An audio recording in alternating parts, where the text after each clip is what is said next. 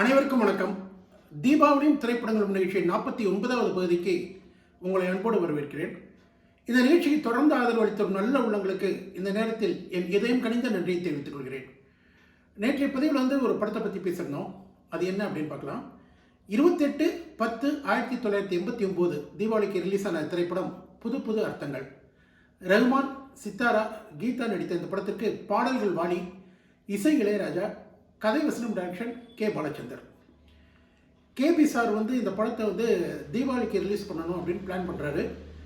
Rerecording தான் பாக்கி, ஓரளவு ரீரிகார்டிங் முடிஞ்சது, கொஞ்சம் பாக்கி இருக்குது. பட் இளையராஜாவோட டேட்ஸ் கிடைக்கல, கொஞ்சம் தள்ளிகிட்டே போயிட்டுருக்கு. ஸோ இவர் கொஞ்சம் அர்ஜென்ட் பண்ணுறாரு, இந்த மாதிரி படத்தை முடிக்கணும் அப்படின்ட்டு. பட் அந்த டைமில் பார்த்திங்கன்னா சினி ஃபீல்டுலேயும் ஒரு ஸ்ட்ரைக் நடந்துகிட்டு இருந்தது. அதுவும் ஒரு காரணம் இந்த டிலேக்கு. ஸோ என்ன பண்ணுறது, ஒரு ஸ்டேஜில் பாலச்சந்தர் சார் என்ன பண்ணுறாரு அப்படின்னா, இளையராஜா ரீரிகார்டிங் எல்லாமே படத்தை முடிச்சுக்கிறார். எப்படி முடிக்கிறார் அப்படின்னா, மொராச்சரித்ரா படத்தில் வரக்கூடிய பிஜிஎம், வறுமை நிறம் சிறப்பு படத்தில் வரக்கூடிய பிஜிஎம், இதெல்லாம் எடுத்து வச்சு அந்த ட்ராக்கை வச்சு இந்த படத்தை ஃபில்லப் பண்ணி படத்தை முடிச்சிடுறாரு. இது இளையராஜாவுக்கும் கேபி சாருக்கும் ஒரு சின்ன மன வருத்தம் ஏற்பட்டு 2 பேர் பிரிஞ்சிடறாங்க. அடுத்த படம் ஒரு வீடு இருவாசல் படத்துக்கு கேபி சார் இளையராஜாவை கேட்கும்போது அவர் இசையமைக்க மறுத்துறாரு. 2 பேரும் கடைசியாக ஒர்க் பண்ண படம் இதுதான். இதுக்கு முன்னால் அவங்க காம்பினேஷனில் வந்த படங்கள் 4 படமுமே எல்லா படங்களும் நல்லாயிருக்கும். இந்த படத்துலையும் பார்த்திங்கன்னா அவங்க பிரிஞ்சாங்களே தவிர எல்லா பாடல்களும் சூப்பர் ஹிட் பாடல்கள்.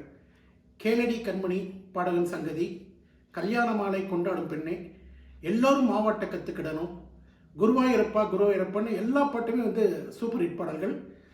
தியேட்டரில் ஒரு டைரக்டருக்கு கட் அவுட் வச்சாங்க அப்படின்னா அது இந்த புது புது அர்த்தங்கள் படத்துக்கு கேபி சாருக்கு வச்சாங்க. பெஸ்ட் டைரக்டர் அவார்டு கேபி சாருக்கு ஃபிலிம்ஃபேர் அவார்டு கிடைச்சிது. அதே போல் செகண்ட் பெஸ்ட் மூவி அப்படிங்கிற அவார்டும் பெஸ்ட் டைரக்டர்ன்ட்டு தமிழ்நாடு அரசோட 2 அவார்டு இந்த படத்துக்கு கிடைச்சிது. 175 நாட்கள் ஓடிய வெற்றி திரைப்படம் இது. 28/10/89 தீபாவளிக்கு ரிலீஸ் ஆன திரைப்படம் மாப்பிள்ளை. சூப்பர் ஸ்டார் ரஜினிகாந்த், அமலா, ஸ்ரீவித்யா, ஜெய்சங்கர் நடித்த இந்த படத்திற்கு திரைக்கதை வசனம் பஞ்சு அருணாசலம், பாடல்கள் வாலி, கங்கை அமரன், பிரைஸுடன் பஞ்சு அருணாசலம், இசை இளையராஜா, டைரக்ஷன் ராஜசேகர். தெலுங்கில் அத்தைக்கு எமுடு அம்மைக்கு முகுடுன்னு ஒரு தெலுங்கு படம் வந்தது. அது சிரஞ்சீவி நடித்த தெலுங்கு படம். அந்த படத்தோட ரீமேக் தான் மாப்பிள்ளை படம். இது சிரஞ்சீவியோட சொந்த படம் அப்படிங்கிறனால அவரும் ஒரு சீனில் சூப்பர் ஸ்டார் ரஜினிகாந்தோட நடிச்சிருப்பார். ரஜினிகாந்துக்கு மாமியாராக நடிக்கணும்னு சொல்லிட்டு ஃபஸ்ட்டு அவங்க அப்ரோச் பண்ணியிருந்தது வைஜெயந்தி மாநாட்டை தான். பட் அவங்களுடைய டேட்ஸ் கிடைக்காதனால அந்த கேரக்டரை ஸ்ரீவித்யா பண்ணாங்க. ஒவ்வொரு காட்சியுமே ரசிக்கிறபடி பஞ்சவர்ணாசலம் திரைக்கதையை கொண்டு போயிருப்பார். வசனங்கள்லாம் ரொம்ப அருமையாக இருக்கும். குறிப்பாக சூப்பர் ஸ்டார் ரஜினிகாந்தும் ஸ்ரீவித்யாவும் மோதிக்கொள்ளக்கூடிய காட்சிகள்லாம் பார்த்திங்கன்னா தேட்டரே கைத்தட்டாலும் விசிலாலையும் அதிரும். பாடல்கள் எல்லாமே நல்லாயிருக்கும், சூப்பர் பாடல்கள் எல்லாமே. குறிப்பாக சொல்லணும் அப்படின்னா, உன்னைத்தான் நித்தம் நித்தம்னு ஒரு பாடல். அந்த பாடலுக்கு சுந்தரம் மாஸ்டர் அமைத்த நடனமும் அதை சூப்பர் ஸ்டார் ஆடிய விதமும் அவருடைய ரசிகர்கள் ரொம்ப கவர்ந்தது. இந்த பாட்டை தேட்டர்லேயே ஒன்ஸ் மோர் கேட்பாங்க. சூப்பர் ஸ்டாரால் இப்படி ஆட முடியுமா அப்படின்னு அவங்களுடைய ரசிகர்களே ஆச்சரியப்பட்ட ஒரு பாடல் காட்சி தான் உன்னைத்தான் நித்தம் நித்தம் பாடல். இளையராஜாவோட இசையில் மானி நீர் கண்கள் கொண்ட மானே மானே, என்னோட ராசி நல்ல ராசி அப்படின்னு எல்லா பாடல்களுமே சூப்பர் ஹிட் பாடல்கள். படம் 200 நாள் ஓடிய ஒரு மாபெரும் வெற்றி திரைப்படம். பாடல், இசை, நடனம்னு ஒரு அருமையான பொழுதுபோக்கு படத்தை ராஜசேகர் கொடுத்திருப்பாரு. படம் அமோக வெற்றி பெற்ற ஒரு படம். 1989 தீபாவளிக்கு ரிலீஸ் ஆன திரைப்படம் ராஜா நடை. விஜயகாந்த், கௌதமி, சீதா நடித்த இந்த படத்திற்கு கதை மற்றும் தயாரிப்பு ஷோபா சந்திரசேகர், பாடல்கள் புலமை பித்தன், இசை மெல்லிசை மன்னர் M S. Viswanathan, direction S A. Chandrasekhar. Vijayakanth சாருக்கு 2 படங்கள் ரிலீஸ் ஆச்சு. தர்மம் வெல்லும் ஒன்று, ராஜநடை ஒன்று. இது வழக்கமான எஸ்.ஏ. சந்திரசேகர் படம் போல் இல்லாமல் அதில் சென்டிமெண்ட், சோகம் எல்லாமே கலந்துருக்கும். கஸ்தூரி மான்குட்டியாம், இது கண்ணீரை ஏன் சிந்துதாம் அந்த பாடல், அதே போல் தென்றலுக்கு தாய் வீடு பொதிகை அல்லவா போன்ற பாடல்கள் சூப்பர் ஹிட் பாடல்கள். விஜயகாந்தோட நடிப்புக்கு நல்ல ஸ்கோப் இருக்கக்கூடிய ஒரு படம் ராஜநடை படம். இந்த படத்தை 1993 ஹிந்தியில் ரீமேக் பண்ணார் எஸ்.ஏ. சந்திரசேகர். இது விஜயகாந்த் அவர்களுக்கு ஒரு வெற்றி திரைப்படம். 1989 தீபாவளிக்கு ரிலீஸ் ஆன திரைப்படம் தங்கமான ராஜா.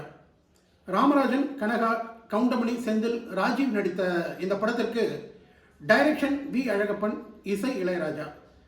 ராமராஜன் சார் வந்து மார்க்கெட்டோட உச்சத்தில் இருக்கும்போது ரிலீஸ் ஆன திரைப்படம்.